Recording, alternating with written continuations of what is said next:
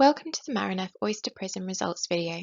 My name is Jess Bone and I'm a research assistant for the Marineff project. This video is going to give you an overview of the main results from the Oyster Prism deployment and the conclusions made. The Oyster modules were installed off Calshot in September 2021 during the COVID pandemic. Social distancing requirements ruled out scuba diving, so a small, remotely operated vehicle, Deep Trekker, was used for the first year of monitoring colonisation of the modules.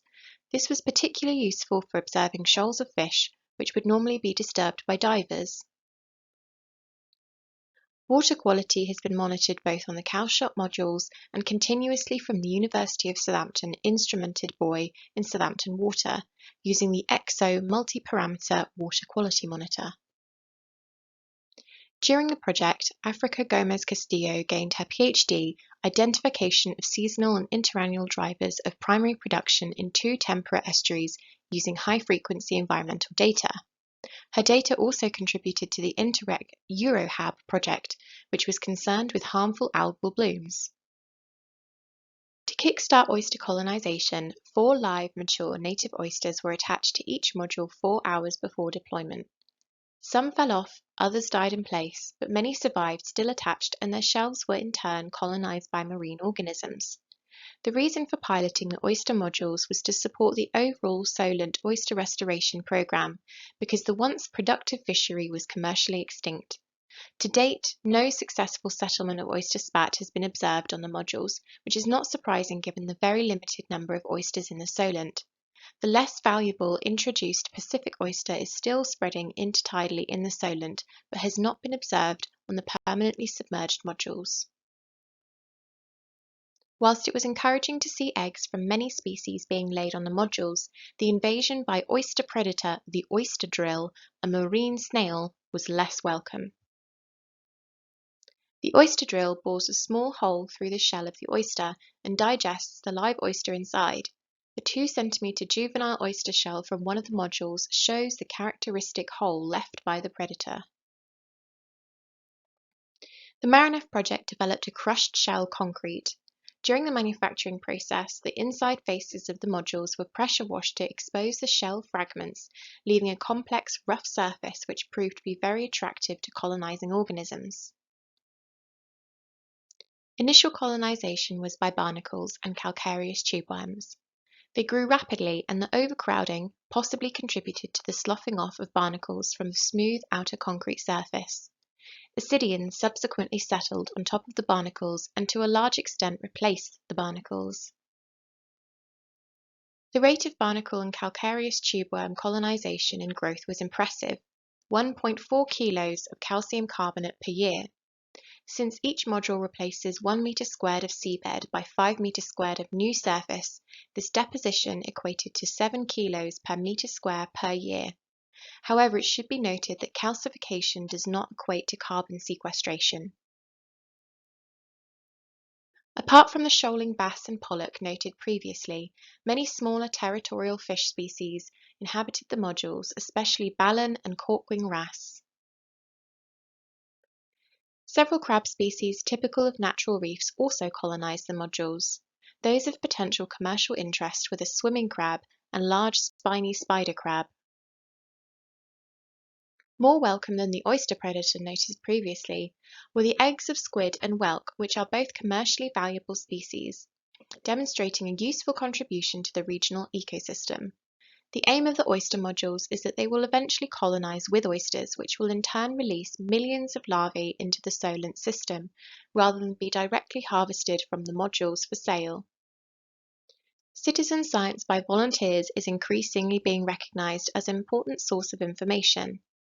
We have collaborated with volunteer divers through 2 citizen science programmes. The first, Operation Oyster, has been recording the presence of oysters in the Solent, identifying that whilst the former Solent beds are defunct, there is a background population of live mature oysters around the outer Solent, especially on the many shipwrecks which escaped harvesting by commercial dredging. The second is Sea Search, and is a national UK programme for volunteer divers set up by the Marine Conservation Society, recording details of underwater habitats and marine species. The Sea Search programme runs a training programme for volunteer divers, and their records are of high quality, contributing to both national UK and international marine biodiversity databases. The systemic observations by Sea Search divers on the Calshot site have been particularly valuable. 169 marine species, animal and algae, have been recorded at the Calshot site, of which the oyster modules stand out despite only having been submerged for 2 years. This reflects the greater habitat complexity that they provide compared to the flat horizontal seabed and vertical tower walls. Detailed analysis of the percentage cover by different organisms on the tower, modules and seabed using primer non-parametric statistical analysis shows a clear distinction between the 3 habitats, the greatest being between the horizontal seabed and the vertical tower walls, and the inclined inner and outer surfaces of the modules. Even after only 2 years, the module biomass per square metre is approaching that of the tower, which has been in place for 60 years.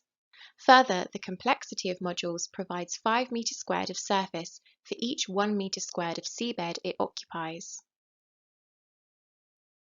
The intention of the oyster modules and efforts by the Solent Oyster Restoration Programme is not to directly produce harvestable oysters, rather to provide a permanent broodstock to repopulate the formerly productive oyster grounds. In addition to the restoration of the oyster fishery, the revived oyster beds will filter water of phytoplankton arising from the eutrophication caused by excess nutrient from sewage and agricultural runoff. The excellent paper by Watson and colleagues evaluates the potential value of nitrogen, phosphorus and carbon removal from the Solent system, which otherwise would have to be removed by expensive wastewater treatment. The recently completed Interreg EcoStructure Irish Sea programme had several similar aims to the Channel Marineff programme. They produced a useful eco-predict tool which enables the input of observed biomass, animal and algae colonisation on coastal structures to calculate many factors including nitrate removal. Even without oysters, the Calshot modules are heavily colonised by algae and filtering organisms, such as sponges and ascidians. The tool currently suggests 1.7 kilos of nitrogen per module per year are removed from the water column, which is valued by Watson at €2,000 per module per year. The Solent waters are eutrophic through the excess input of sewage and agricultural runoff. To counter this, further development, including much needed housing, is being taxed either directly or requiring the purchase of nitrate removal bonds. The Hampshire and Isle of Wight Naturalist Trust has purchased farmland which it will take out of production and allow to rewild, thus removing the significant nitrogen and phosphorus input to the Solent. This purchase will be funded by the sale of nitrogen offset bonds, which value the nutrient removal, suggesting a higher potential ecosystem service value for the current Calshot modules.